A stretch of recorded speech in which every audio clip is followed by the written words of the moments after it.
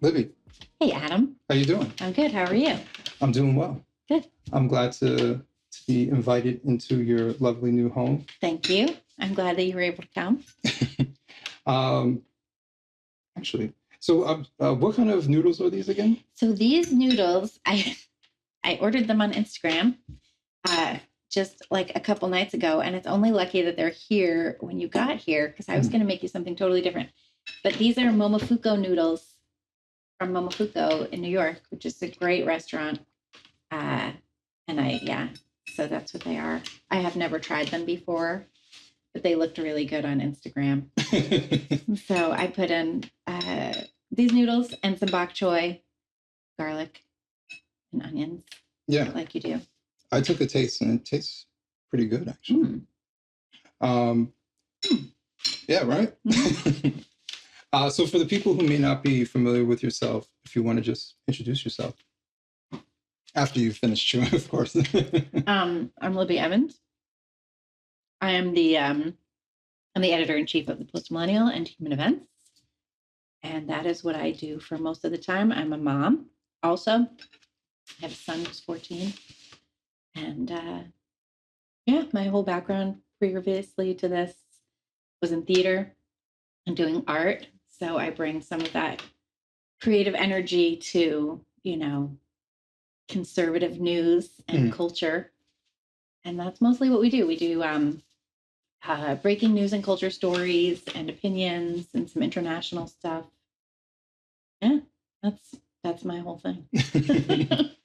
How do you like doing what you're doing now compared to the arts? It's totally different in a lot of ways and very similar in other ways. Similarities, you're always telling a story. So when I was doing theater, I was writing plays, producing plays, performing, directing, and it's always about the story. And it's always about like trying to communicate with your audience and let them know, like, this is the story we're trying to tell. Like, what do you think of this story? Right. And there's a lot of that now. Like, we hear from our audience right away. If readers are interested in something, we know right away. If readers are not interested, we know that too. If readers are interested next week in something we ran this week, like we know. And so that's very interesting. I like hearing from readers about what they're interested in. And that's cool. So in that sense, communicating with your audience, knowing who your audience is, that's very similar. Storytelling, that's very similar. Although you're not making anything up, you can only tell a story that the facts give you. So that's very different. In terms of liking it better or worse, I do miss the arts simply for I like the pace of the arts. When you're doing a theater show, you write the show. And then when you go into production, you bring in all the actors, you have like 3 or 4 weeks of rehearsal. And you get to spend all this time looking at the story, looking at the characters, figuring out like, do we want to move this scene here? What's the real relationship between these characters? You can really slow down. You can really get into all of the nuance and details. And you can really have a lot of fun with that. Once you close the theater door and you turn the lights off, and you're like in there, nothing else matters. There's no other time frame. There's just what's happening in this little world. You create the world, you exist within it. The actors exist within it. There's like the meta world of what's going on in the production itself. Then there's the world of the stage. There's the world when the audience comes in. So I do enjoy that pace and the ability to take everything that you're doing and just be like, we are on this timeline now. We're not on this timeline of the rest of the world. Yeah. If something crazy happens uptown and you're in a theater downtown and everybody's phones are off and you're like doing a show, you don't care what happens uptown. You're downtown. Huh. It doesn't matter. When you're doing news, even when you take some time out of the news cycle to try and like write a column or figure out what it is that you're thinking or put pieces together, there's always this driving force of news that is happening, and like if you're doing breaking news, you have to track it. And so there'll be times when, it's 1:00 in the morning and I'm about to go to sleep or something. And I see, something totally crazy happened and we really should report on it. Right. And then you have to like stop what you're doing and report on it. So that's a big difference, like creating your world versus like having to be immersed in a world that you have absolutely no control over. So yeah, it's kind of interesting. I hadn't thought about it like that before. So like creating versus reacting. Creating versus reacting. Yeah. Yeah. I mean, at Human Events, we can do a little more creating because we do opinion columns. So you can, something happens and you can take a few days. Sometimes we need a rapid response. Like last week, I was working with my op-ed editor, who's really great. And we were working on, the conviction, the Trump conviction came down. And I was working with Jack Posobiec as well, who is at Human Events. He's a senior editor there. And he also has his own podcast. But he was like, we really need to do a rapid response. And we were like, yeah, we're totally on this, right? We have to get that out right away. So you can do something quick like that. Mm-hmm. But you can also take a minute. Like this week, I put out a column about how the Hunter Biden laptop suppression in the lead up to the 2020 election was really election interference at a very high level. Mm-hmm. When Biden's campaign reached out to Intel officers or former Intel agents and were like, hey, don't you think that this laptop has all the hallmarks of Russian disinformation? And the Intel guy was like, yeah, now that you mention it. They penned this letter. They leaked the letter to Politico. They sent it to Politico. Politico said 51 intelligence agents say the Hunter Biden laptop is Russian disinfo.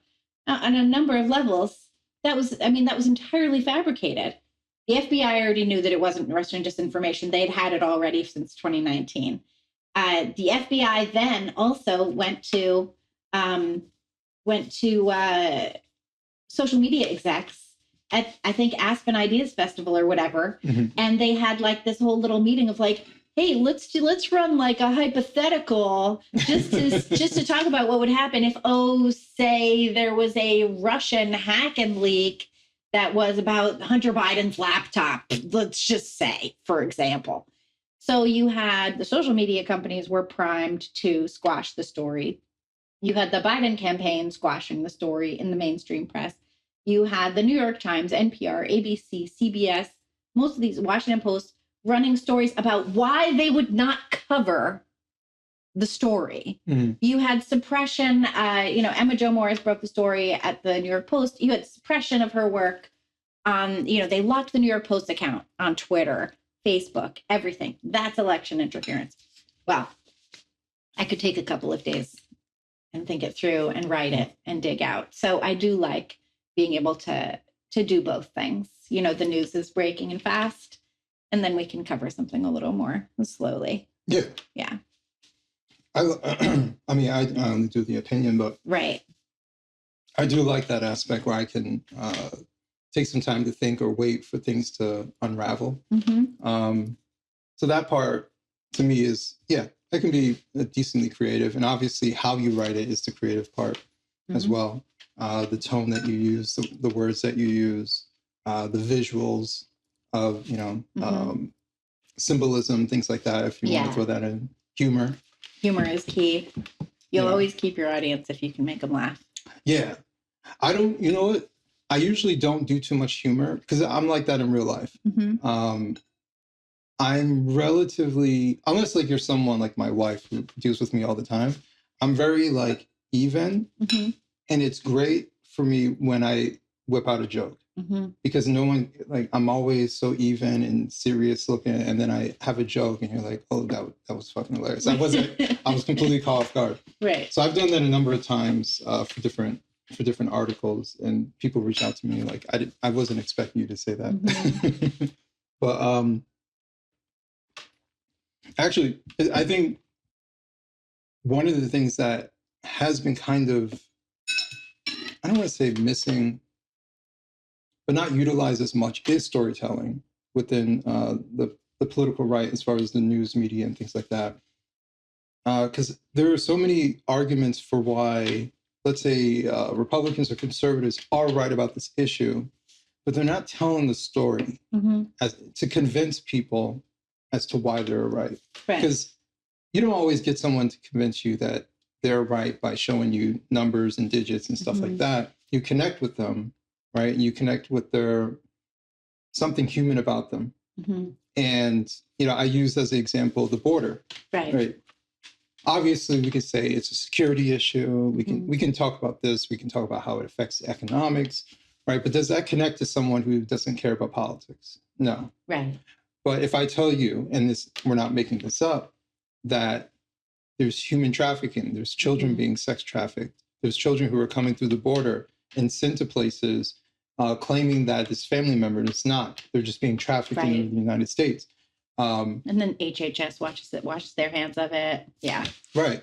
And so if you use that as the particular angle, then I think you can convince people. But I don't see that. I mean, I try to make that argument, but I don't think people use that argument enough, because I think that's like what's happening in New York City, I think is terrible, but necessary to happen, because finally people are talking about the border, because you lived in luxury living in the Northeast, far away. It didn't impact you. Right. And if it did, it was like in Queens. Right.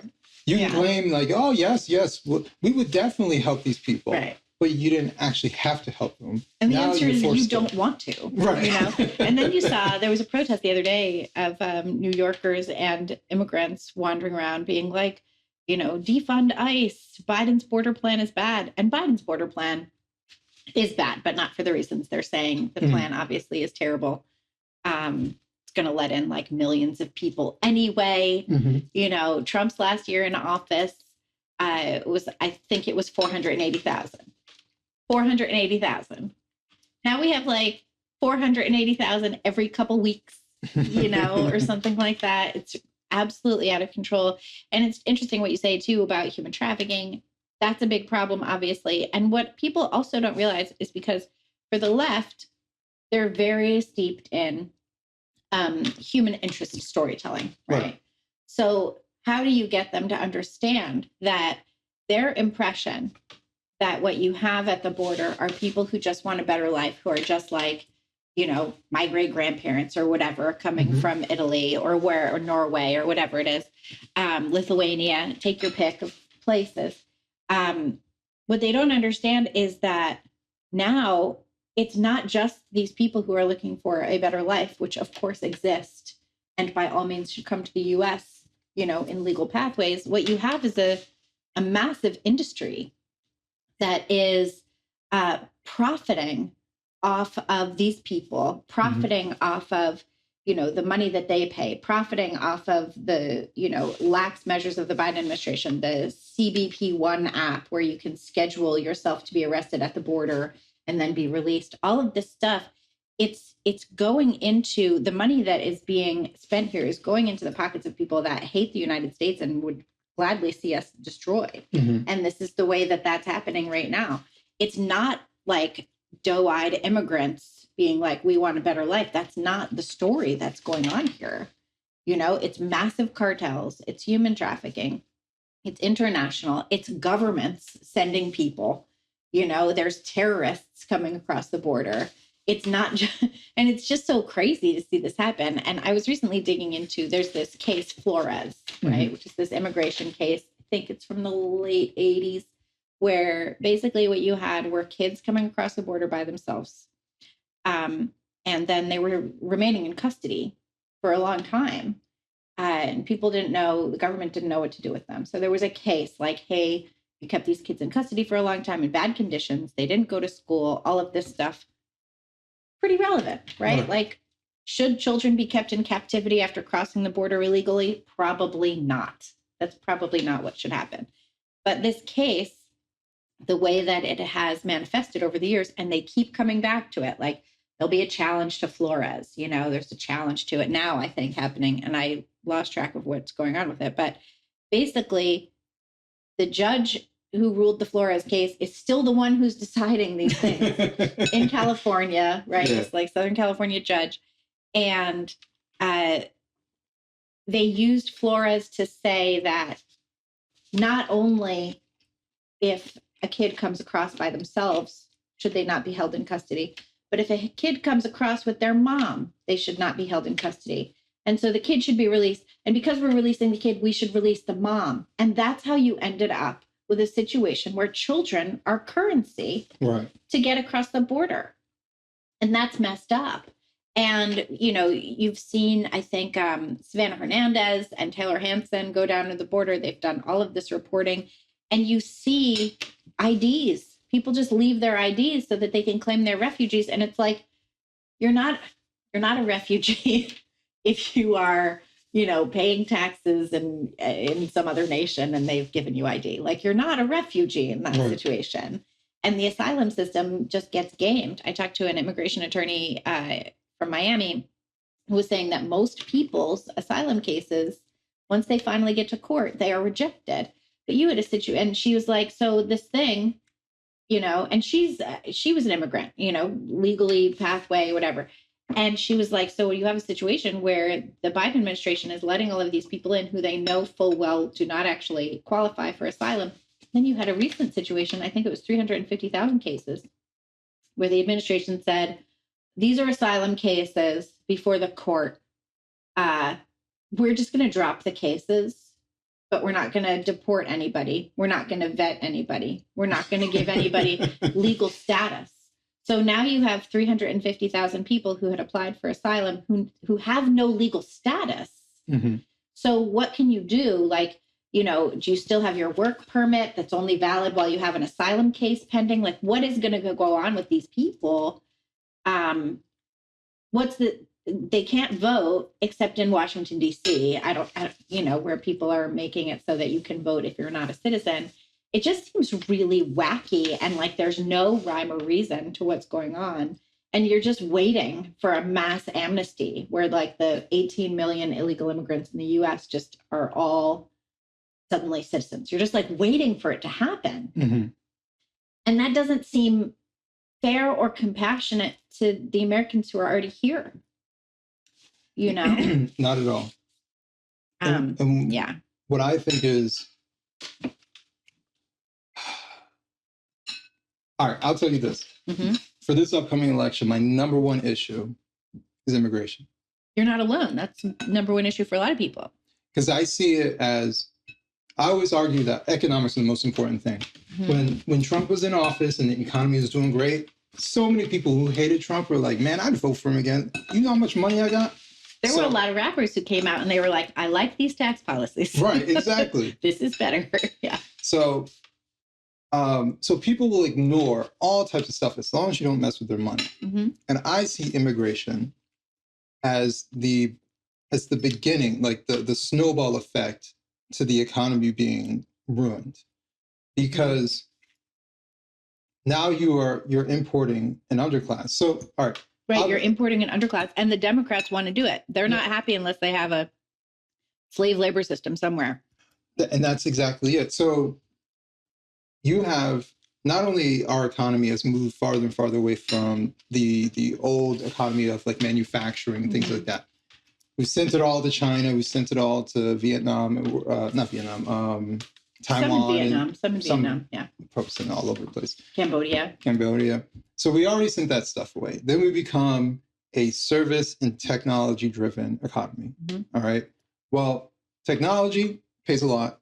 Service, not so much. And so people are scrapping by on the service economy, right?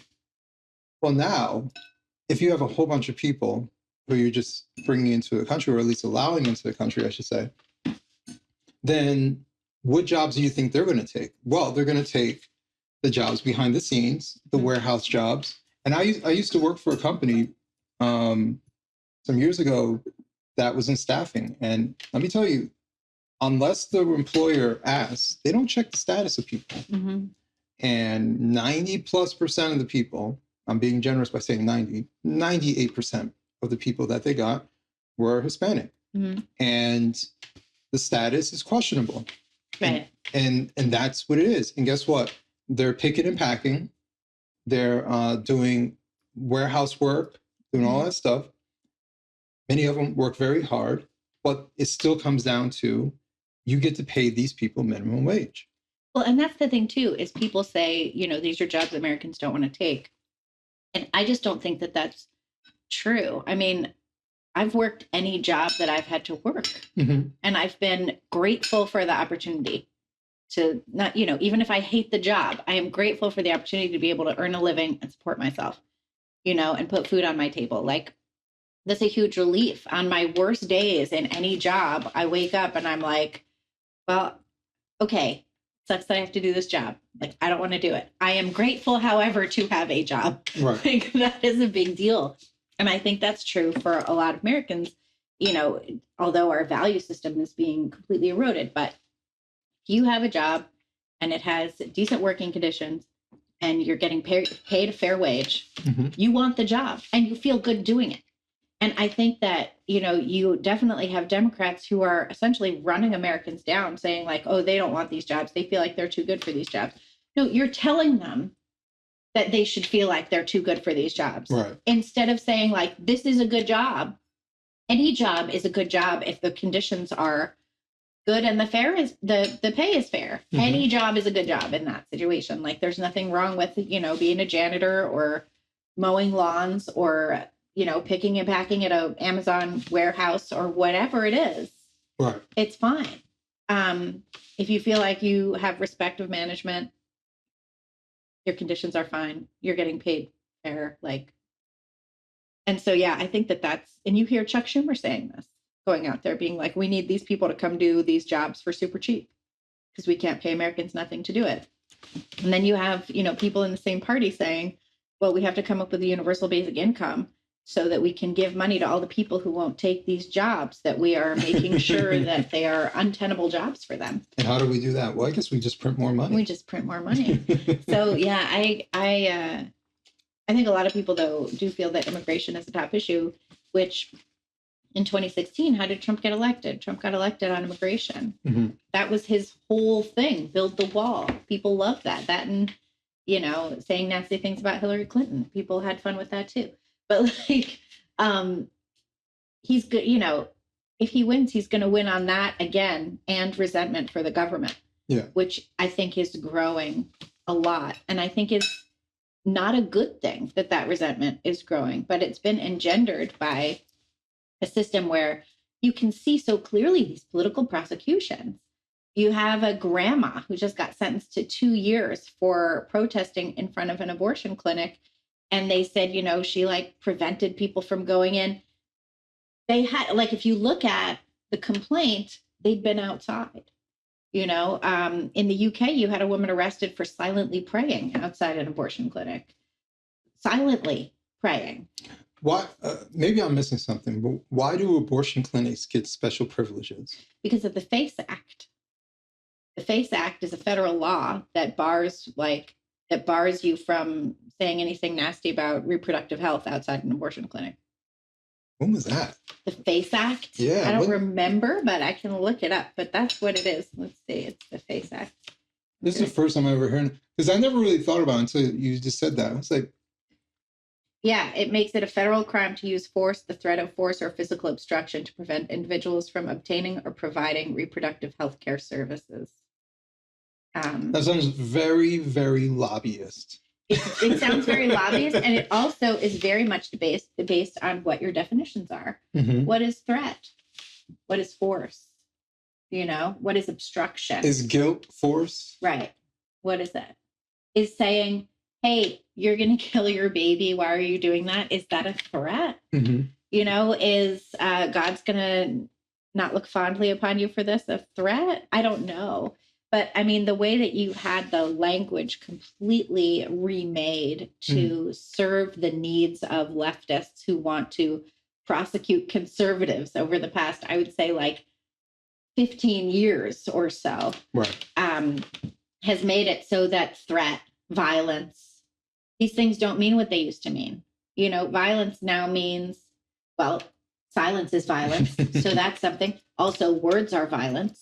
Right? These are things that we have heard. So that means everything is violent. But somehow rape isn't violence if you're raping people with whom you have a political problem, right? Look at the way that there was sexual violence committed by Hamas on October 7th. We saw that came out. That's, been witnessed. Yeah. But but saying that is wrong somehow for the believe all women set. They don't think you should believe all women if they are, you know, victims of Hamas, Ashley Biden, or Tara Reid. Why? Like, why do we only believe E. Jean Carroll, who said that Trump raped her in a dressing room in Bergdorf Goodman's sometime in the mid-90s, and then had to change when it was based on the fact that the dress she remembers wearing wasn't out yet. It was like the Donna Karan spring line of something or other. She had placed the date of her, you know, dressing room encounter with Trump as some other time. And then it turned out that the dress she said she was wearing had not been released for sale. Like, she could not have been wearing it. And they redefined what rape is in that situation. If you look at the documents, it was like it's like a fingers thing from her perspective.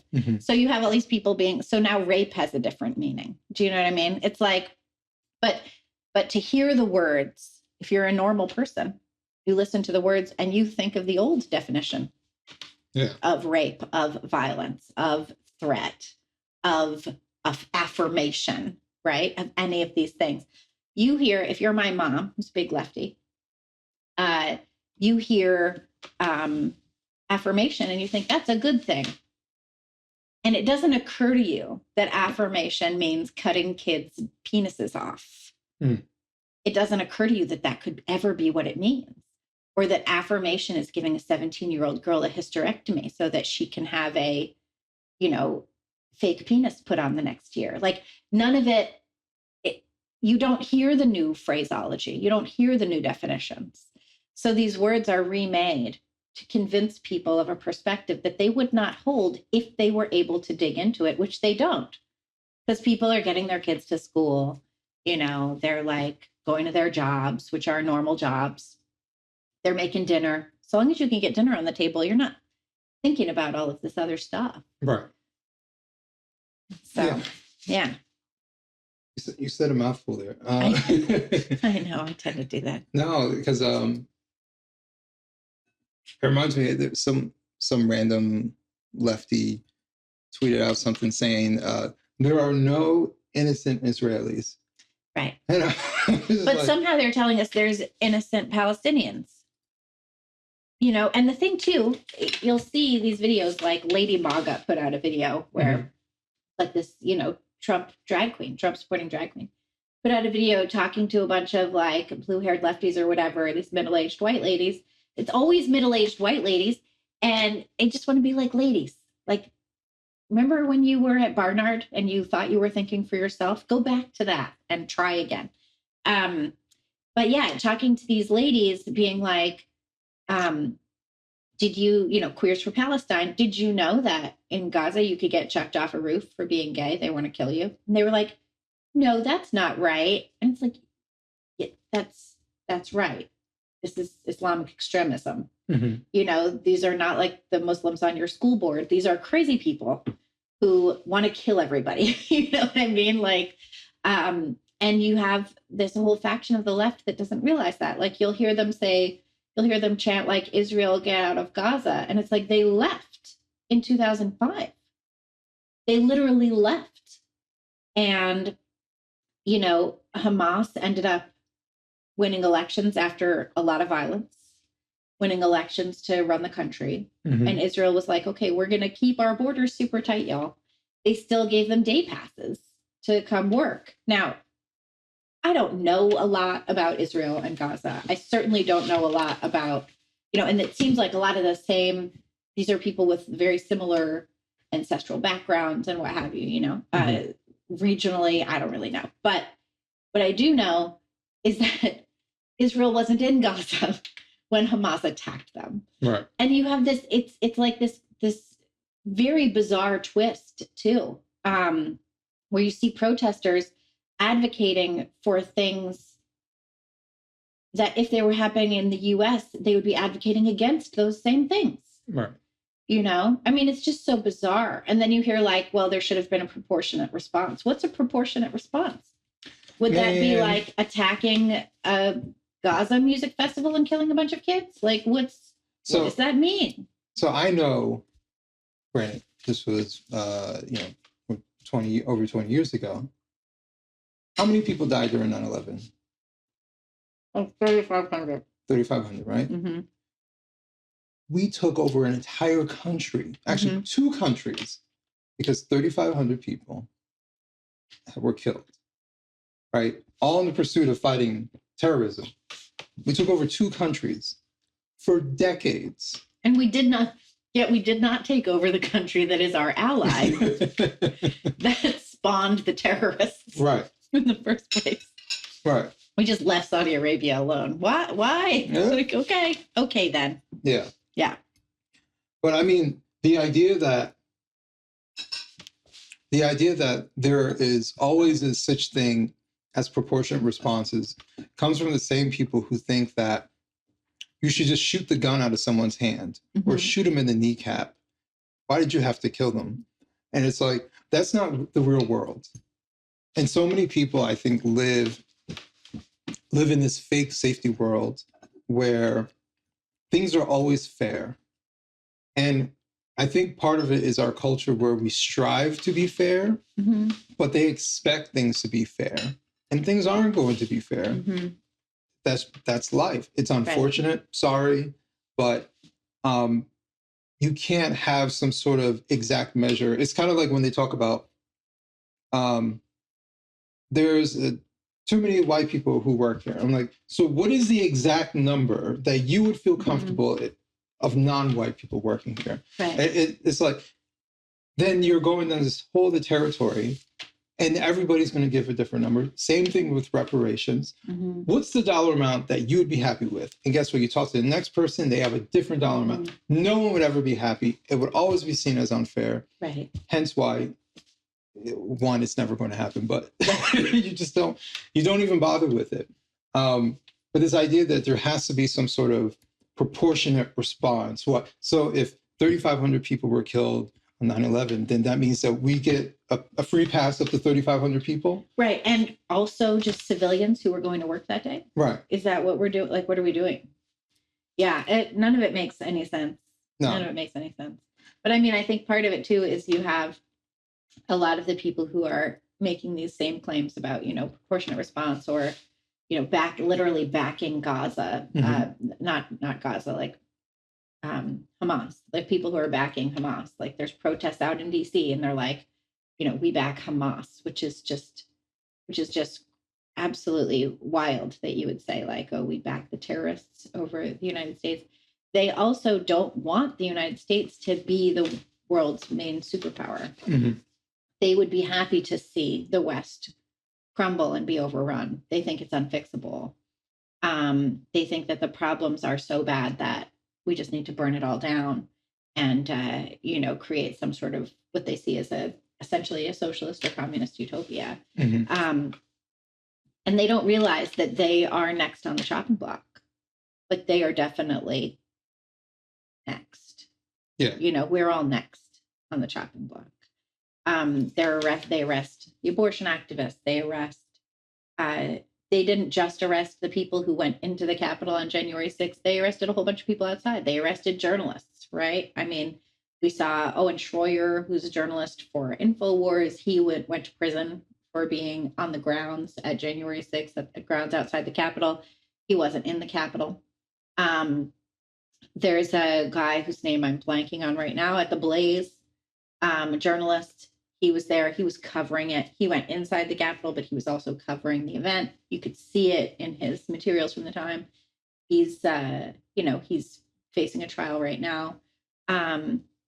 You have people who ended up with terrorism enhancements on their misdemeanor trespassing cases, going to jail for all of this time. These are protesters. These are protesters. Some of them are rioters, sure, but not all of them. Not all 1,300 people who have been arrested are rioters from that day. Maybe not. I know a photographer who went to prison. He was shooting the day. He was like covering the day. In Portland, Oregon, in the summer of 2020, they had riots, right? It was like for George Floyd, BLM, Antifa, they had riots. They had over 100 straight nights of rioting. Yeah. Where they were trying to set the federal courthouse on fire. I remember that, yeah. they would storm the courthouse and fall back. And they were playing this whole, military thing among themselves, doing all this stuff. And we haven't seen a lot of arrests from that. You see violent protesters get set free. In New York City, people setting police cars on fire, and then they walk away. Yeah. But they convicted the former president of 34 counts of falsification of business records, which is a misdemeanor charge. They couldn't, the judge even was like, you don't all really have to agree on which crimes were committed on which count. That doesn't make any sense. That's not a unanimous jury. But at the same time, there are a lot of problems, so then you end up with a situation where you're saying, like, from the right, you're saying the criminal justice system is screwed up. And you have people on the left saying it's screwed up, but they're saying it's screwed up for different reasons. Meanwhile, the criminal justice system is screwed up, right? Like in Louisiana for years and years, I think it was only recently changed. You could go to prison without a unanimous jury. Like, there's guys in prison in Louisiana who've been in jail for like 20 years or whatever, and they went to jail on like an 11-1 or a 10-2. It's a majority. It was like a majority jury. And that was, basically racist. And they would keep Black people off the jury. And then they had a rule where, when you couldn't keep Black people off the jury, they would just make it so there were only 2 of them, so you didn't have to listen to them anyway, and then they would like send people up anyway. So we do have problems in the criminal justice system. And now it's being weaponized politically against conservatives. You have conservatives saying, when we get power back, let's weaponize it against the left.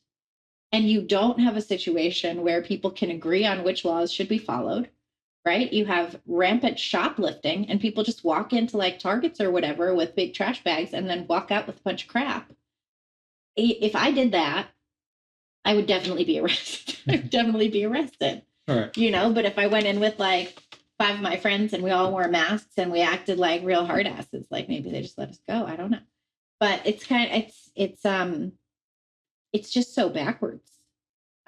You have this like a narco tyranny system. Some people go to jail for things that other people are left off. The thing with Trump, they weren't investigating crimes and discovered that Trump had committed them.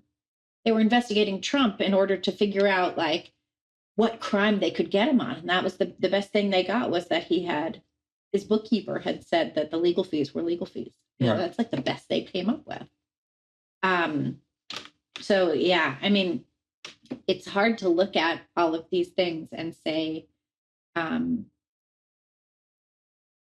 like everything is screwed up from this one perspective, because it's screwed up from like 20 different perspectives. Right. Yeah, I mean,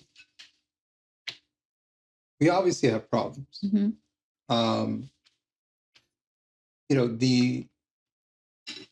The concern that I have is the want to throw the baby out with the bathwater, rather than attempting to reform, rather than getting rid of the bad apples. So, like, for example, I'm not the biggest fan of the FBI, but I understand that the FBI serves a purpose.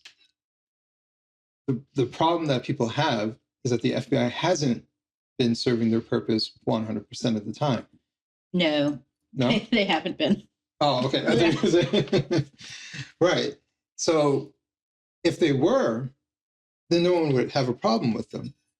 So instead of let's say theoretically abolishing the FBI, because here's what would really happen. Even if that was to happen, someone would abolish the FBI, someone would create a different agency and put somebody else in there. And right. So it'll just be the FBI and then turn into the FBC or something. Right. I don't know. That's what would really happen. The BFI or whatever. Yeah, BFI. But I do think that we have to talk more about reform. Like, I have no problem when we talk about this particular person who leads this organization, who is, you're the ringleader of this person needs to go. It doesn't mean the entirety, because when people talk about the government is just people. So people following orders, pushing papers, ain't doing anything. It's the people who are giving the orders. It's the people who are at the very top. Those are the ones that we should be concerned with. The analyst who is just following directions, hey, investigate Granny because she was standing on the grounds of, then he's just following orders. But if the orders are coming from the very top, then we need to look at who's the very top of these organizations. Right. Getting rid of the entire organization won't fix the problem, because at the end of the day, the people who work in government always find some sort of way to stay within government. But if you put your target on this particular person or on these group of people who are leading these organizations, then I think that's a different story. Trump getting into office, he can fire some of these people. Right. Why do you think he didn't fire them all last time? That's a very good question. I personally think that as much as people make Trump to seem like he's this very, very extreme person, there's so many areas where I saw that he was very moderate and timid. Same thing with Anthony Fauci. So many people are like, why aren't you firing Fauci? And he was very timid because he didn't want it to be perceived as him trying to dictate COVID response. Right. Right. I'm Trump. This is what I think, and this is what we're going to do, because he's not a doctor. He's not a scientist. He's none of that. So he's trying to lean on his experts. And by firing Fauci, the next person that he puts in will be perceived as a Trump lackey who's just saying the thing that Trump wants him to say. So I think he was very timid in that respect. And that's why Fauci stayed in. Whether that was the right move or not is a different story. I don't know who would have replaced him, or if anybody would replace him. Dr. Birx would have stayed around. I don't know, because they're just as bad. Right. So, but I think it's just so funny. So many people thought like Trump was going to do something crazy when the riots were going on, and actually he didn't. He followed process. Asked them, hey, do you want the National Guard? They said, no, because you're Trump. Right. Let them destroy everything. Let them destroy our city. Right. And they, nothing. You had the mayor of Seattle called it the Summer of Love. And then 2 teenagers got shot in the stupid autonomous zone. Right. And one of them died. And his dad is suing the city of Seattle now, being like, you literally let my son die because you abandoned the city to lawless lunatics. Yep. Basically. Yeah. I mean, the Summer of Love includes some death. Yeah. But yeah. So actually, I want to tell you, I'm working on something where I'm working on something for the Post, talking to Black Americans who are in Georgia specifically. And I've only talked to a handful of people, but there is something fascinating about the conversations I've had with them. So I gauge how political they are from a scale of 1 to 5. Most of them, they say 3. So right down the middle as far as how much they pay attention. Yeah. I asked them, are you leaning in any particular direction? Interestingly enough, I talked to 3 men, 2 women. 2 of the 3 men, undecided. Okay. One of the men, Biden. Okay. 2 women, Biden. Right. But the interesting part for me was I asked them, what were your top 2 issues as far as your choice for voting for Biden or wanting or not voting for Biden? Actually, no, I just asked them their top 2 issues for this upcoming election to decide your vote. And I think all of them said they want student debt relief. I was like, that's really interesting. All of them are professionals, just so you know. So they're all healthcare, HR. And they all have student debt. Probably. Yeah. Or they know people. And I just thought that was very interesting because none of them said immigration directly. One person, I think, said, the economy, but he was kind of general. But yeah, they wanted the student debt relief. They wanted it to happen. And for some of them, the reason why they're looking away or considering not voting for Biden is because he didn't accomplish it. Oh, because he didn't do it? Yes. Well, good. I hope he doesn't do it. I kind of felt the same way, but I thought that was interesting. Actually, one particular person saw that Biden did it for federal employees. Mm-hmm. You know what I think it is? He made a campaign promise that he was going to do this. Right. And people not understanding that he can't do these things in the way without congressional support, Senate support. So like when he says, I'll just wipe it away by having it go through this, well, court challenge, you can't do that. Right. And so he technically is trying, but he can't do it by himself. He keeps trying, though. He keeps trying. I mean, like with these executive orders where first days in office, he reversed a bunch of Trump's executive orders. Yeah. Like so many. There were so many. I remember tracking it in those days. And I was like, you goddamn dictator. Like, you horrible, horrible dictator. That's what you're doing. Because it wasn't just the reversals. It was all the new stuff. And one of the new things was gender ideology. He like pushed executive orders on, inclusion of gender stuff. And he demanded that every federal agency report to him within 180 days what they were going to do to be more inclusive of basically trans, right? It's basically trans because gay people are already totally included, lesbians included, bisexuals, even though we keep hearing all this stuff about biphobia, there is nobody in this country afraid of bisexual people. Nobody's discriminated against. No one's discriminated against for being bisexual. It's not the kind, like, you can be stealth, right? You don't have to go around telling everybody that you like to sleep with a whole bunch of people. You don't have to do that. You can do that if you want to. And there's all kinds of letters in the gender alphabet that you can use for that, but you don't have to, and it doesn't matter, and nobody cares. And for the most part, no one wants to hear about anybody else's sex life, unless it's like celebrity tabloid stuff, because we all just kind of want to mind our own business, right? Yeah. So whatever, biphobia is stupid. But essentially it was trans, more inclusive of trans, every federal agency. So all these federal agencies reported back and said, this is what we're going to do to make more trans, right? More trans acceptance across the board. You had the Department of Education obliterate women's sports. They're still working on it. They're working on the second rule after pulling all the teeth out of Title IX. They're working on another thing. They're going to destroy women's sports. No women's sports, right? They're like suing states that say no boys in girls' sports. They're like, you can't do that. That's against the rules.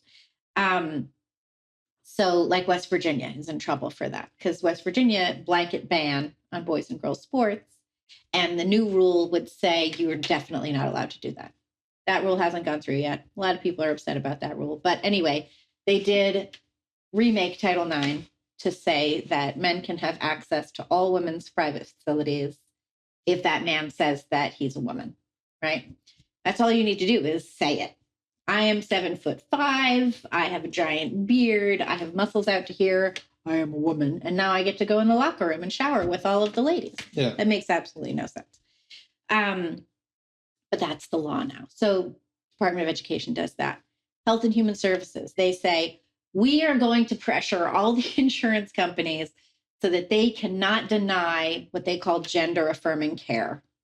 That means sex changes for kids. Right. That means double mastectomies for healthy girls. That means breast augmentation for men. But here's the wacky thing about that one. Okay, breast augmentation for men. You can get per HHS, their plan is that men can get insurance to cover boob jobs because the men say that they are women, but women still can't get insurance companies to cover boob jobs. Even though it's still, I mean, that's more gender affirming for sure, right? than fellas doing it. Anyways, so that's what HHS did. And the Department of Agriculture, they operate the free lunch program at schools. It's Title I, I think. They operate free lunches all over the United States so that kids don't have to pay for lunches. And some school systems like New York, no kid pays for lunch. The federal government, they get the funding and no kid has to pay for lunch. So when we lived in Brooklyn and I didn't realize this. I'm when I was a kid, you had to pay for lunch. So I'd send my kid off for lunch. And then it turns out he was just hanging on to the cash. I was like, really? This is... all right. Then he was buying like good lunch after school at the bodega. Anyways, so they said no free lunches if schools don't let boys use the girls' bathroom. Meaning student like boys who say that they are girls get to use the girls' bathroom. Otherwise, no free lunches. Like, what are you doing? You know, what are you doing? And he also had a very similar executive order that was about like race stuff, right? Right. And so the Department of Agriculture, again, brilliant department, they decided to do race-based loans for farmers. And then you had a bunch of white farmers being like, hey, that's totally illegal and unconstitutional. And it was ruled unconstitutional. But, you know, they pushed through all this stuff just within the first days and then say that he can't do anything about the border without congressional approval. It's like, really, you've already kind of entirely changed the definition of what biological sex means. Right. You know, and all of these things with the gender stuff. At the federal level, it's all based on the Supreme Court Bostock decision from, I think it was June 2020, pretty sure. And the opinion said, the story was, the background story for that was, you had this guy who worked at a funeral home somewhere, Indiana, Ohio, something like that. Illinois, I don't know, one of the I places, I think. And you had this fella, worked at a funeral home, worked there a long time, decided that he's basically a, you know, transvestite. He wants to wear ladies' clothes. He wants to wear ladies' clothes to work. So finally, you know, brave and affirmed, he goes to work wearing ladies' clothes. And his boss is like, dude, there's a dress code and you are front facing. You know, you're front facing. Like, grieving families are walking in here and they're seeing you, this 60-year-old guy wearing ladies' clothes, it's freaking them out. Don't do that at work. And the guy was like, well, I get to do this at work and I get to use the ladies' washroom with the grieving families, you know? And so his boss was like, not cool. Not cool. Got fired. So eventually it ends up at the Supreme Court. And the Supreme Court says, telling this man that he can't wear a dress to work is discrimination on the basis of sex. Because if he were a woman, he'd be allowed to wear a dress to work. So you're discriminating against the man by saying he can't wear a dress. And the only reason you're saying he can't wear a dress is because he's a man, which means you are discriminating against him on the basis of sex. This is the determination. It makes all kinds of logical sense, right? I mean, it's very logical. Yes, you are discriminating against him on the basis of sex because you're saying that the man can't wear a dress, but the woman could wear a dress. So sure, logically, right? But it doesn't actually make any sense in practice. And in practice, you're not discriminating against him. You're saying your right to dance around in your fetish in public ends where the right of these grieving families to grieve in peace without being freaked out begins. Gotta, you know, we used to have basically a civil religion in this country where you'd practice your religion, your neighbor would practice their religion, you totally different religions, you know, but like at the point where your neighbors are, you know, I don't know, burning poison ivy in the backyard because that's part of their religion, you can say, hey, actually, you can't burn poison ivy because I'm gonna die when I breathe in that smoke. You can't. This is not what we can do. Right. Anyways, Supreme Court says definitely discrimination on the basis of sex, and then they go on. I think it was, who was it?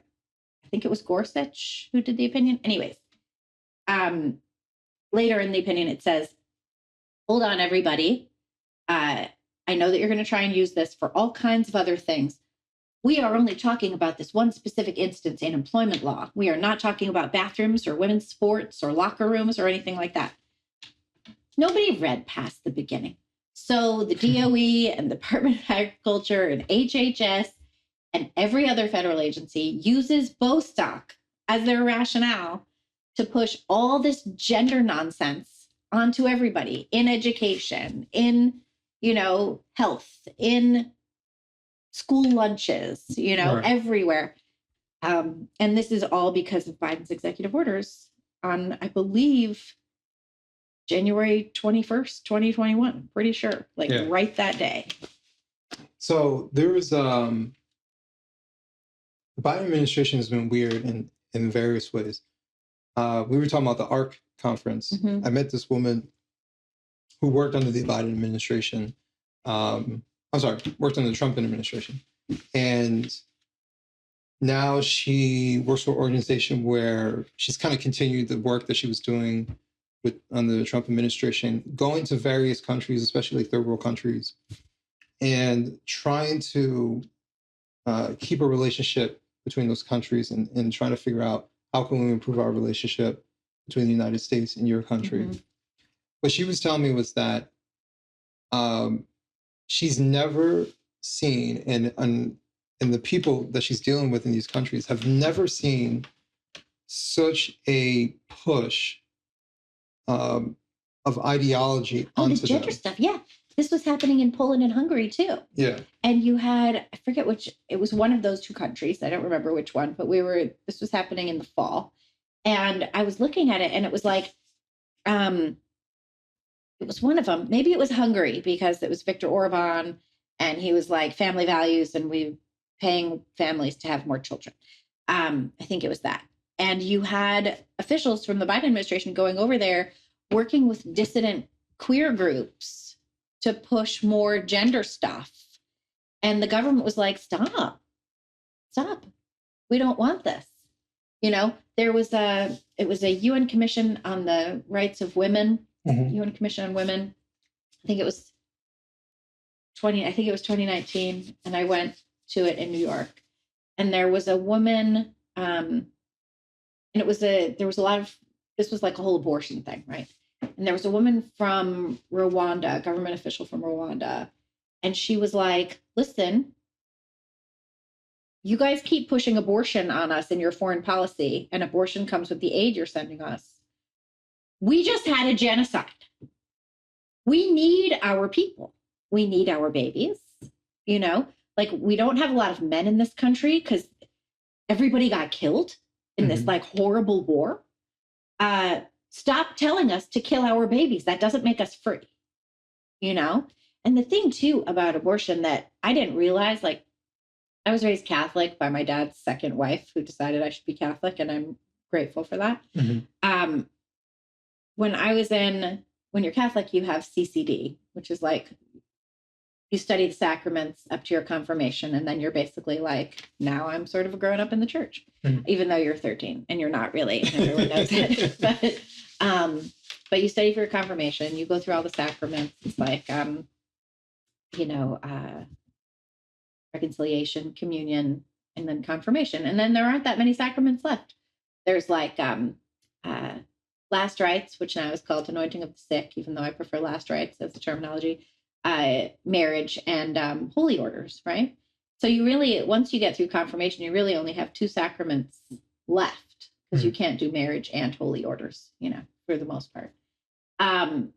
So when I was in CCD, they showed us a video of an abortion.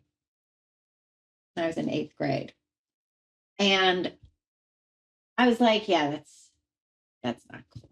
Like that's not cool. CCD showed us abortion. A health class at my public school in Massachusetts told us all about birth control. And I was like, see, this could work out. Get the birth control, no abortion. That's the better way to go. So I've always been like relatively opposed to abortion. You had the concept of safe, legal, and rare. My mom, as I said, huge lefty, was horrified to this because I didn't grow up with her. I moved in with her when I was like, right about when I was 16. She was horrified to discover that I was opposed to abortion, right? I was like this punk rock kid in miniskirts and definitely opposed, and like Doc Martens, definitely opposed to abortion. And she's like, that makes no sense. We talked about safe, legal, and rare. I was like, okay, I can understand safe, legal, and rare. I'm not in favor of ever, but I can understand this perspective.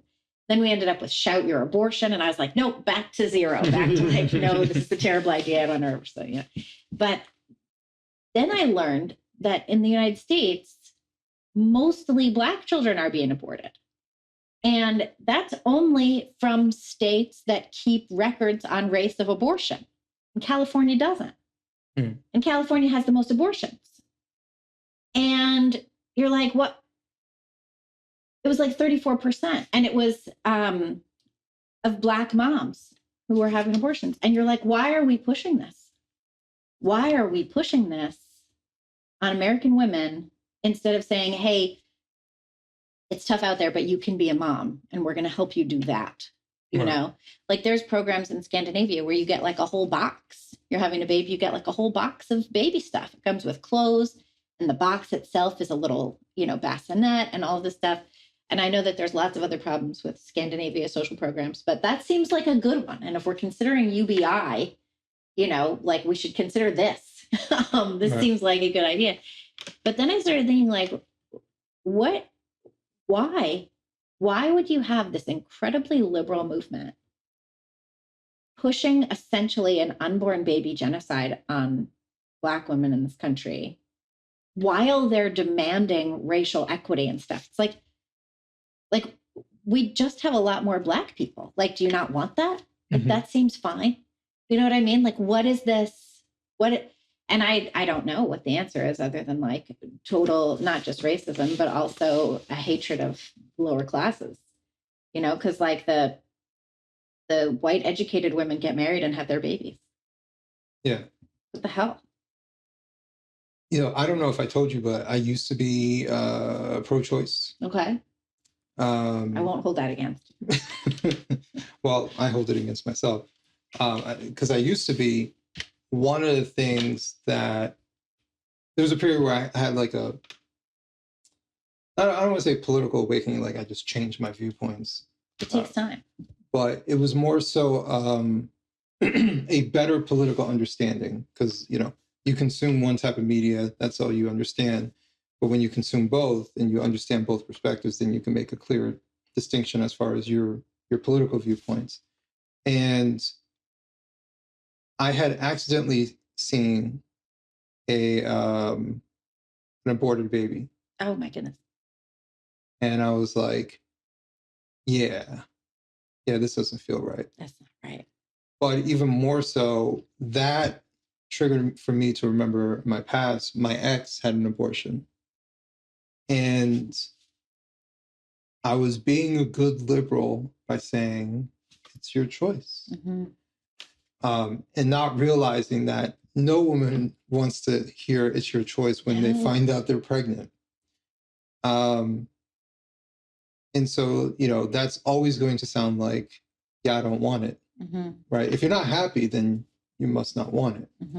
And she did it. And it never felt good. No.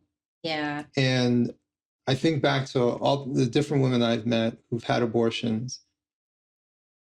They're not the same. Like it's like they know, and that's where I become, I hate to say like more religious, but like God is truth. God is honest, right? What it is actually what it is. And I feel like there's so many things that's happening in the past 4 or 5 years where they're trying to convince you that the thing that you know is actually not the thing that you know. Right. Like just exactly common sense things, right? And even when I was pro-choice, we understood we were killing a baby. But now they're telling us that it's healthcare. Right. They say that it's abortion care. Care, right. Care. There's no care in this. It's like gender affirming care. This is not care. No. You are harming people. Yes. You're harming, you're taking a life. And the thing, especially about Christianity is all about affirming life. And that, for me, is like, that's why it didn't feel good. You know, at the time I was agnostic, but that's why I didn't feel good. Because there's a conscience that God gives us. And if you listen to your conscience, then you will lead in the right direction.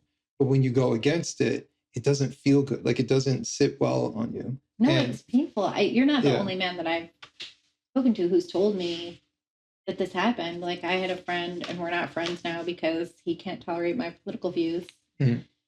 and went around telling our mutual friends to never talk to me again, most of whom never talked to me again.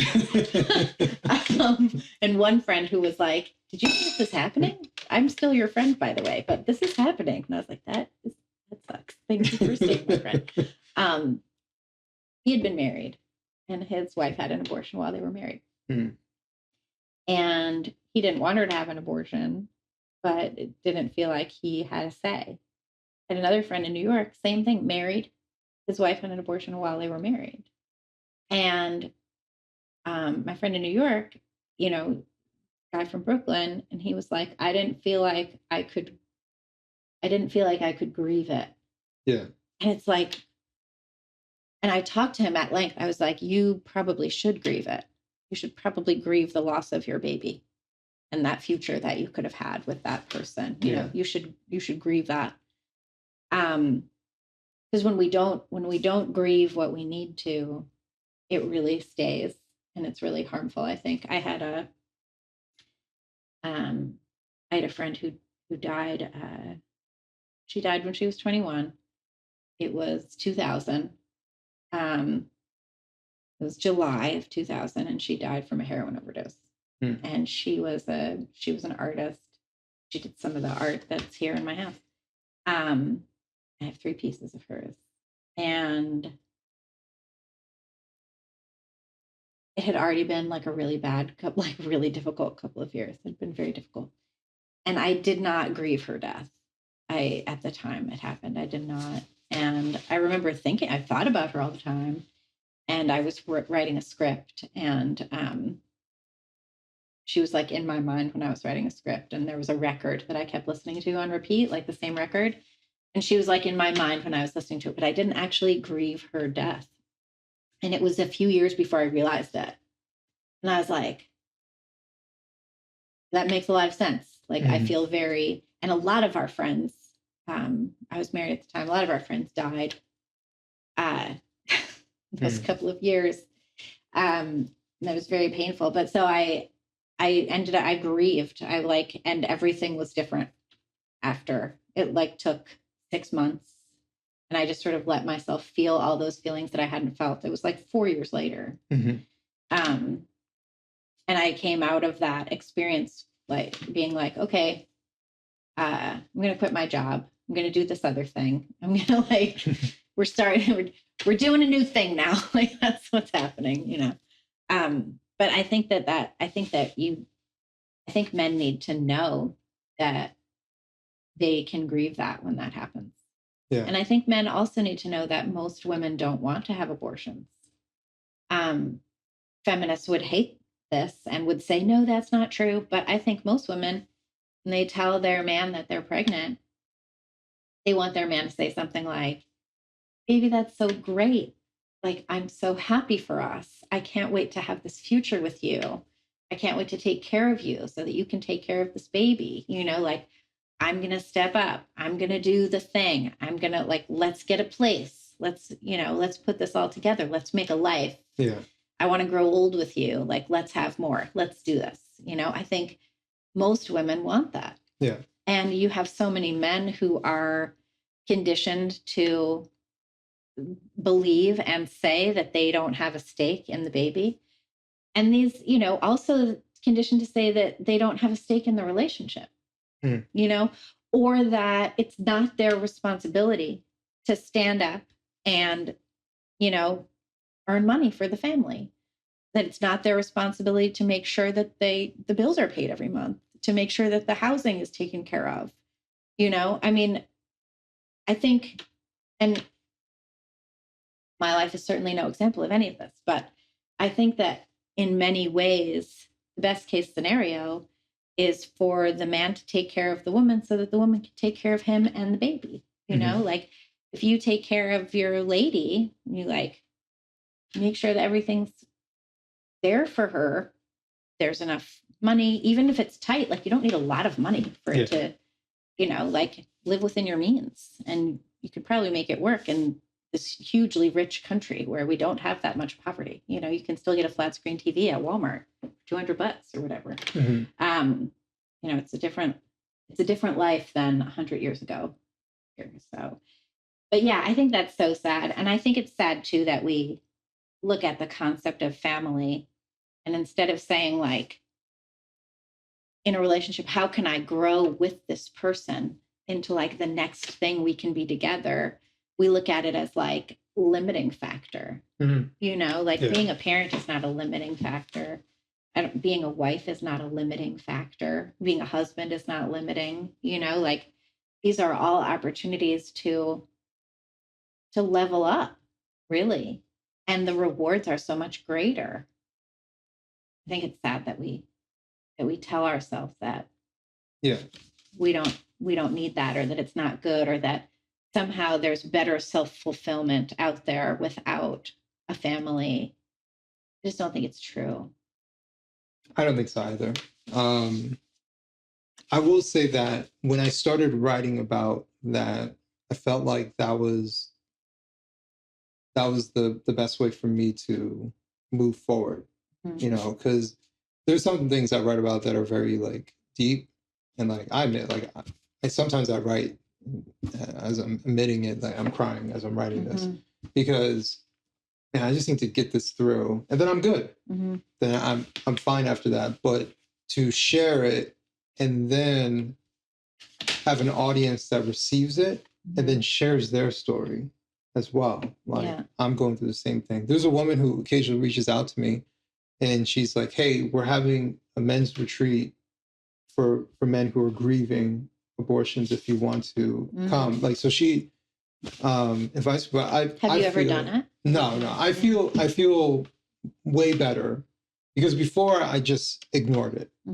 And now I was able to talk about it, grieve it, and just try to move forward. And I don't feel the same way that I did before. Right. And on top of that, I've prayed about it and asked for forgiveness as well. So yeah, I think that's one of the reasons why I like writing, is because it's like you get it out there, and you can just move past it. But we're coming to the end. I know we talked about a lot of problems, but the question I always ask at the end is, are you optimistic about the future? Oh, for sure. Yeah. I am optimistic about the future, although my optimism for the future has very little to do with politics. I'm very optimistic in part because my son is 14, and I'm very grateful for getting to be his mom, and I'm really hoping for grandchildren eventually. Not too soon. I wouldn't say no to them too soon. He's 14, so but I feel optimistic about his future, and so I feel optimistic about the future, because when you have children, that's how you can, at a certain point in life, you get to a point where you have more memories behind you than anticipation ahead of you. Right. And when you have a child, that stretches your anticipation for the future way into the distance. Because I imagine my son's life, I imagine his growing old, I imagine his children. I imagine, you can see into the future if you have kids. And otherwise, you can only see to the point where you're going to come to an end yourself. And you end up just like living in memories, which I'm not ready to live in memories.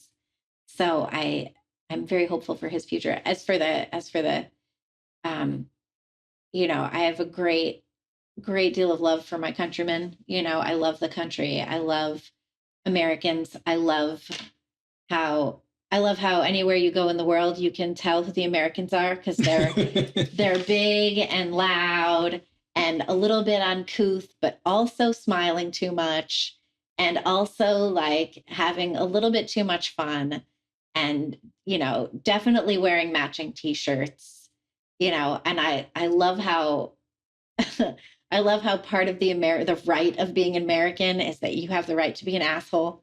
Like I remember one time I was doing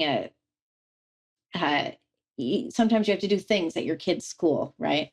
And I had screwed one. I had volunteered and then I had not followed through. I just screwed up. I didn't do the thing. I was overworked, whatever. And I thought to myself, like, okay, every event needs an asshole, and this time it gets to be you. You're the one, you screwed up, you know. But yeah, I have a lot of optimism for the future. I have optimism for the individuals in the future, even if the broader picture is a little bleak. Yeah.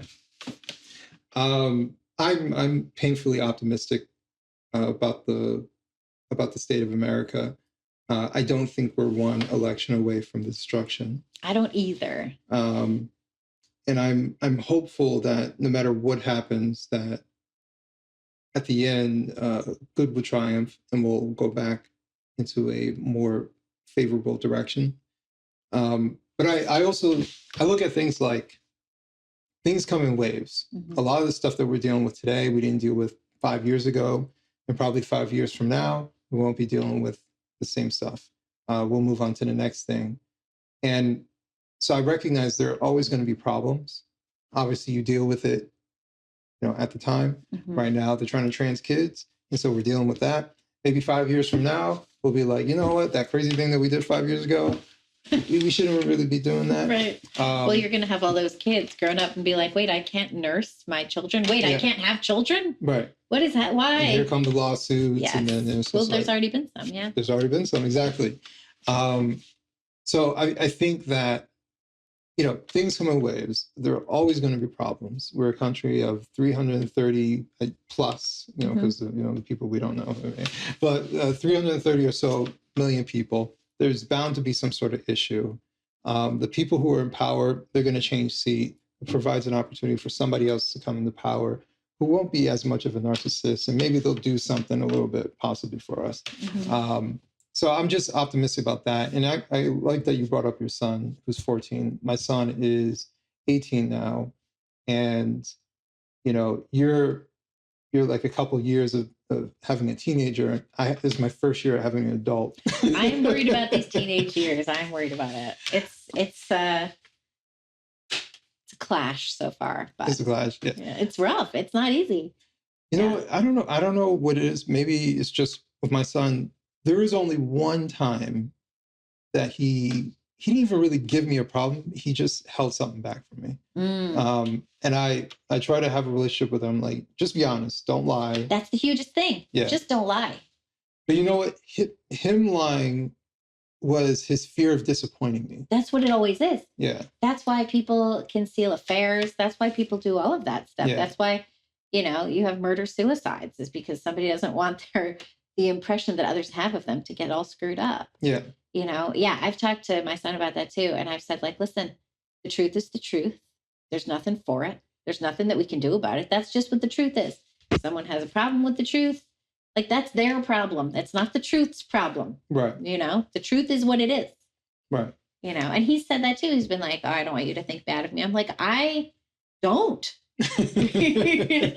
Like, I think you're great. When you tell me the truth, I am proud of you, even if the truth is not what I want. Like, it doesn't matter if I want it. Exactly. It's the truth. Yeah. And for me, I'm just like, listen, if you messed up, own it and we'll move forward. Right. I'm not going to hold it over your head forever. But this is a learning experience if you mess this up, but you have to own up to it. You have to be accountable for it. And, I'm very, I haven't told you what's going on with my son, but I'm very proud of him because, one, I took him out of school because he was not having a good experience. And he was like, please take me out. In high school? Yeah. So we did homeschooling for his junior year. And then he was like, when his senior year started, he was like, I want to take my GED. On his own, he studied. He did all the work. He scheduled the test. He took the test. He passed. That's huge. With flying colors. That's amazing. And then he was like, because they're moving to a different state and he has to get another job. He was like, I'm going to try bartending. So he went to bartending school the week after and got graduated from bartending school. Oh my goodness. All on his own. I didn't even. And now he has a job. Well, he's going to pursue it. Yeah, he's going to pursue it. But he wanted to get something that might be flexible because he wants to become an electrician. So he wants to go to he could go to electrical school in the day and then still bartend. That's very clever. All of this he set up on his own. Dad didn't have to come in and like, come on, study. Come on, what are you doing? All I asked was like, how's it going? Oh, here's what I've done. How's it going? I'm already. And That's what you want. That's when you know, Yeah. like, whatever happens, it's going to be okay. Yeah, Because exactly. you can start yourself onto something and do it. You can set a goal and achieve it. And that's actually something that's really big, especially for young men. When you get a W, like you just get that nice win. Like I did this, then I can do this. And then it just rolls into the next thing. I've seen that too. That's a big deal. It's a really big deal. I didn't have enough W's when I was a kid. And I also didn't have a father figure who was like, it's okay, keep going. Like I didn't have that. So a lot of it was like, it was a struggle. But when I started getting W's, especially like in my early 30s, I was like, okay, I can do this. All right, I got that opportunity. Let me do this. And that's why I'm like how I am today. It's because I went through that. And so I'm just like, F it. Let's do it. I'm just going to do it. Yeah. And see how it goes. All right, didn't work out. I'll do the next thing and just kind of keep going. You got to have, if you're going to find some sort of success, and the fact that he has that at the age of 18. And he's got the drive. He's got the drive. Like, that's huge. Yeah. Yeah. He'll be absolutely fine. And I'm sure your son is going to be I see that with fine a couple things. Yeah. Like he recently had a surgery and he's getting through it and he's like really proud of himself. He's like, look, I can do this now. I'm like, you totally can do that now.